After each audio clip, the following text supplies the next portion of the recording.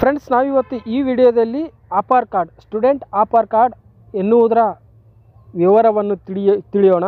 ಕೇಂದ್ರ ಶಾಲಾ ಶಿಕ್ಷಣ ಸಚಿವಾಲಯದ ರಾಷ್ಟ್ರೀಯ ಶಿಕ್ಷಣ ನೀತಿ 2020-20ನೇ ಯೋಜನೆಯಡಿ NEP ವಿದ್ಯಾರ್ಥಿಗಳಿಗೆ ದೇಶಾದ್ಯಂತ ಏಕರೂಪ ಗುರುತಿನ ಚೀಟಿ ನೀಡಲು ಒಂದು ದೇಶ ಏಕರೂಪ ವಿದ್ಯಾರ್ಥಿ ಗುರುತಿನ ಚೀಟಿ ಶಿಫಾರಸು ಮಾಡಲಾಗಿದೆ. ರಾಜ್ಯದ ಎಲ್ಲ ವಿದ್ಯಾರ್ಥಿಗಳಿಗೂ ಆಧಾರ್ ವಿಶಿಷ್ಟ ಗುರುತಿನ ಚೀಟಿ ನೀಡಲಾಗುತ್ತಿದೆ. ಆಧಾರ್ ಗುರುತಿನ ಚೀಟಿಗೆ ವಿದ್ಯಾರ್ಥಿಗಳು ಹೆಸರು ನೋಂದಣಿಗೂ ಮೊದಲು ಅವರ ಪೋಷಕರ ಒಪ್ಪಿಗೆ ಕಡ್ಡಾಯವಾಗಿದೆ.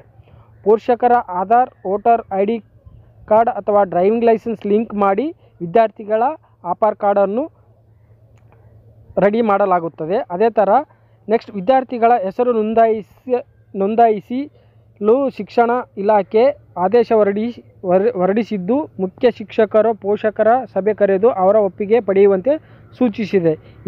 ಈಗಾಗಲೇ ರಾಜ್ಯದ ಎಲ್ಲ ಸರ್ಕಾರಿ, ಅನುದಾನಿತ ಮತ್ತು ಅನುದಾನ ರಹಿತ ಶಾಲೆಗಳಲ್ಲಿ ಕಲಿಯುತ್ತಿರುವ ವಿದ್ಯಾರ್ಥಿಗಳ ಪೋಷಕರ ಒಪ್ಪಿಗೆ ಪಡೆಯುವ ಪ್ರಕ್ರಿಯೆ ಆರಂಭಗೊಂಡಿದ್ದು, ಆಧಾರ್ ಕಾರ್ಡ್, ID ಕಾರ್ಡ್ ಎಂದರೇನು ತಿಳಿದುಕೊಳ್ಳಬೇಕಾದರೆ ನಾವು ಆಧಾರ್ ಅಂದರೆ ಸ್ವಯಂಚಾಲಿತ ಶಾಶ್ವತ ಶೈಕ್ಷಣಿಕ ಖಾತೆ ನೋಂದಣಿ, automatic permanent academy account registry ಎಂದು ನಾವು ತಿಳಿದುಕೊಳ್ಳಬಹುದು.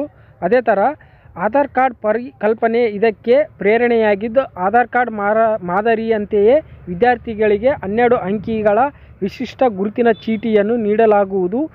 ಇದು ವಿದ್ಯಾರ್ಥಿ ಜೀವಮಾನದ ಗುರುತಿನ ಸಂಖ್ಯೆಯಾಗಿರುತ್ತದೆ. ಆಧಾರ್ ಕಾರ್ಡ್ ಇದು ವಿದ್ಯಾರ್ಥಿಗಳ ಶೈಕ್ಷಣಿಕ ಪ್ರಯಾಣವನ್ನು ಮತ್ತು ಸಾಧನೆಯನ್ನು ಟ್ರ್ಯಾಕ್ ಮಾಡಲು ಮತ್ತು ಒಂದು ಶಾಲೆಯಿಂದ ಇನ್ನೊಂದು ಶಾಲೆಗೆ ವರ್ಗಾವಣೆಯನ್ನು ಸುಲಭಗೊಳಿಸುವುದಕ್ಕೆ ಶಾಲಾ ಕಾಲೇಜುಗಳ ಪೂರ್ವ ಪ್ರಾಥಮಿಕ ಉನ್ನತ ಶಿಕ್ಷಣದವರೆಗೆ ದಾಖಲಾದ ಪ್ರತಿಯೊಬ್ಬ ವಿದ್ಯಾರ್ಥಿಗಳಿಗೆ ಈ ಕಾರ್ಡನ್ನು ನೀಡಲಾಗುತ್ತಿದೆ.